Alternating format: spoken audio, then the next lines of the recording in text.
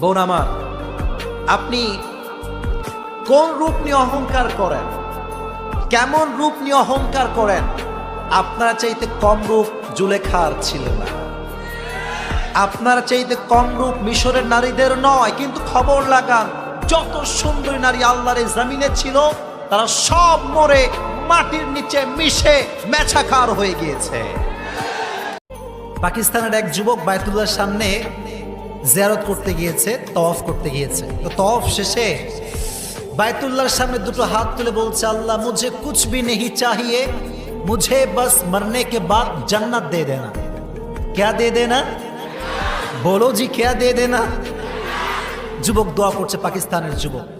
আপনারা দেখবেন যে বাইতুল্লাহর চতুর্পাশে রাউন্ড গোল এবং এই কাবার যে মেঝে, যতই রোদের তাপ পড়ুক না কেন কাবার মেঝে কখনো গরম হয় না, অলওয়েজ ঠান্ডা থাকে। সুবহানাল্লাহ।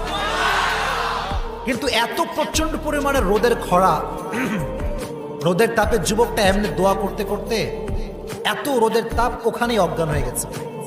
কি হয়ে গেছে ভাই? তো মক্কার যেই মেডিকেল টিম, যারা নার্স এবং যারা মেডিকেলের কাজ করে, তো ওই কর্মীরা এসে যুবকটাকে নিয়ে মেডিকেলে নিয়ে গেছে অজ্ঞান অবস্থা। তো দীর্ঘ লম্বা সময় পরে যুবকের জ্ঞান ফিরে আসছে। যুবক যখন ঘুম থেকে উঠছে দেখে ইয়ার चारों तरफ सफेद और सफेद, ये चादर भी सफेद, ये देवाल भी सफेद, सब कुछ सफेद। পৃথিবীর যেদিকে তাকায় সেদিকে খালি সাদা আর সাদা। মানে মক্কার যে মেডিকেলের ভেতরের রুমটা এটা পুরোটাই সাদা। কালারটা কি ভাই? তো চতুর্পাশে সাদা দেখে যেহেতু অজ্ঞান থেকে জ্ঞানে ফিরছে, ও ভাবতেছে यार मैं तो जन्नत में आ गया, ওই চলে আসছি, জান্নাতে চলে আসছি, যেহেতু অজ্ঞান থেকে জ্ঞানে ফিরছে। তো খুব খুশি, আল্লাহ তোমার কাছে লাখো কোটি শুকরিয়া যে তুমি আমার মতো অধম বান্দার দোয়া কবুল করছো, আমাকে মৃত্যুর পরে জান্নাত দিয়েছো, শুকরিয়া আদায় করতেছে। হঠাৎ করে দূরে দেখে যে রুমের বাহিরে কয়েকজন মেয়ে বসে আছে, সুন্দর একেবারে মারাত্মক সাদা ড্রেস পরে, কি সুন্দর চেহারা গো। ও তাকে বলে ইয়ার ये तो জান্নাত का হুর भी आ गया, মাশাআল্লাহ। খুব খুশি।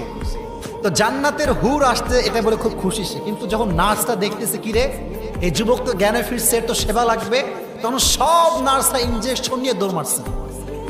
তো যখন সব নার্স একসঙ্গে দৌড় মারছে, পাকিস্তানের যুবক বলে প্লিজ हर एक साथ में नहीं आना, एक एक करके आओ। একসঙ্গে আসলে সামলাতে পারবো না, এত শক্তি আমার কাছে নাই, একজন করে করে আসো। সো দ্য ম্যাটার ইজ যে আমরা শুধু জান্নাতে যাওয়ার স্বপ্ন দেখি, জান্নাতে যাওয়ার কাজ করতে আমরা রেডি না। এক যুবক দাড়ি না রেখে দিনদার মেয়েকে বিয়ে করছে। কি মেয়ে বিয়ে করছে ভাই? মাঝে মাঝে এরকম হয় না যে বউ খুব ভালো আর স্বামী গাঞ্জাখোর বাটপার? নাই মনে। তো ছেলেটা বউ পাইছে একখান মনের মতো বউ, দিনদার বউ। তো বাসরাতে যখন আসছে, শোনা কি যায়? কথা কি বোঝা যায়? বাসর যখন এন্ট্রি নিয়েছে গেট দিয়ে, বউ খুব চালাক, দিনদার মেয়ে তো, কোরআন যে বোঝে সে আসলেই চালাক হয়। বলছে যে যান এদিকে আসো, যান। স্বামী শুনে মনটা খুব খুশি, বাসরাতে ঢুকে জান বলে ডাকা, গো। তো ও বলতেছে খুব খুশি, বলে কি হয়েছে বলো? বলো আয়নার সামনে আসো, এক জাদু দেখাएंगे। क्या देखाएंगे?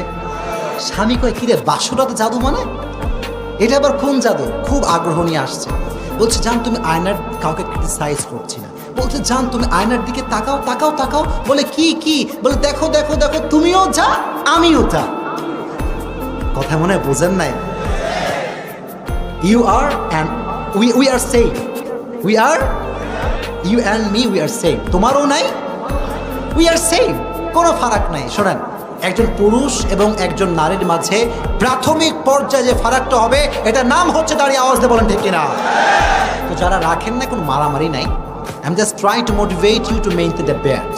আমি জাস্ট আপনাকে মোটিভেট করার ট্রাই করছি। সবাই হাত তুলে বলেন হুজুর।